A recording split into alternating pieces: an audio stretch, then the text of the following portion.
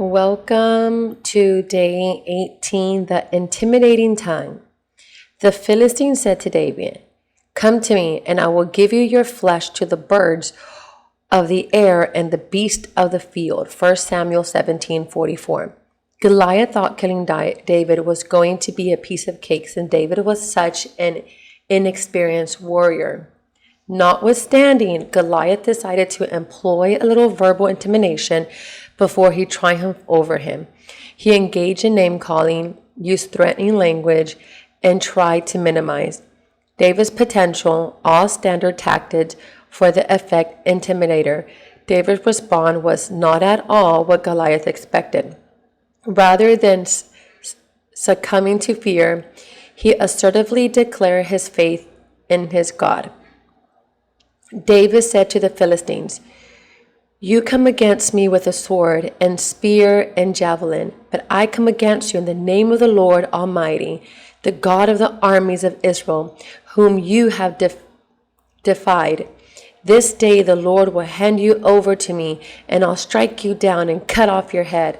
1 Samuel 17:45-46. The intimidator's count of his victim to wilt in the face of verbal attacks. That's why sometimes when it is safe, you have to let an intimidator know you refuse to oppress by him and that you do indeed have the God-given strength to resist his tactics.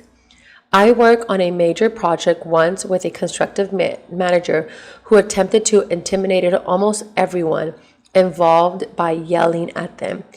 He would often become belligerent during key negotiations. His tactics worked on the most of the subcontractors and other workers. One day, he decided to target me for one of his tirades. He yelled like a spoiled baby who had lost his pacifier. I waited patiently while he ranted. When I finished, I calmly responded, "I suppose I should let you know that your yelling has absolutely no impact on me. I don't know anyone who can intimidate me. God is the only one I will ever fear." Even though he continued to be a test to my patience during the rest of the project, he soon learned that his intimidating style was not going to advance his ball down by court, especially since I was the one controlling payments to everyone, including him. While it may be scary to confront intimidating bullies, they will often quickly back down when someone stands up for them. God has never meant for anyone to oppress or dominate another person. Note that in the Garden of Eden, he gave Adam and Eve dominion over fish, fowl, and animals, not over each other or people. God blessed them and said, "Be fruitful and increase in numbers, fill the earth and subdue it. Rule over the fish of the sea and the birds of the air and over every living creature that moves on the ground." Genesis 1:28. Although it can't be a precursor to, but usually stops short of physical violence, verbal intimidation can have a severe physical and emotional impact on its target.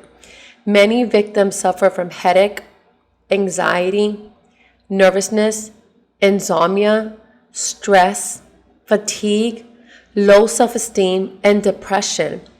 This is not how God intended his children to affect each other's lives.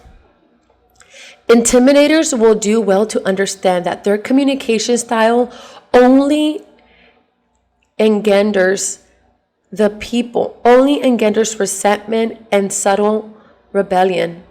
They must learn that people are more inspired to connect with someone who will support them in their weaknesses. I marvel at the outpouring of support for Joel Osteen, who assumes the pastorate of Lakewood Church in Houston, Texas, after the death of his father. He had only worked in the media department of the church and had never preached before. Suddenly, he found himself thrust into the awesome task of leading a well-established, nationally recognized ministry.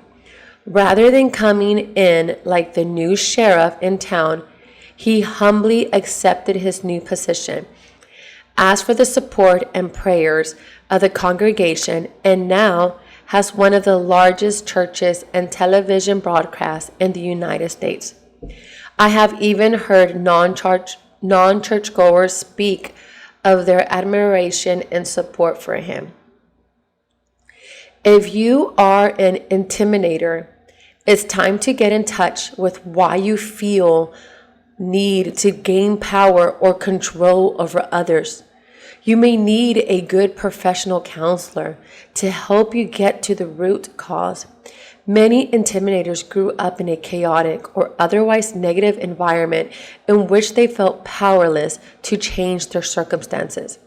They vow they would never allow their lives to be so out of control again, so they seek control.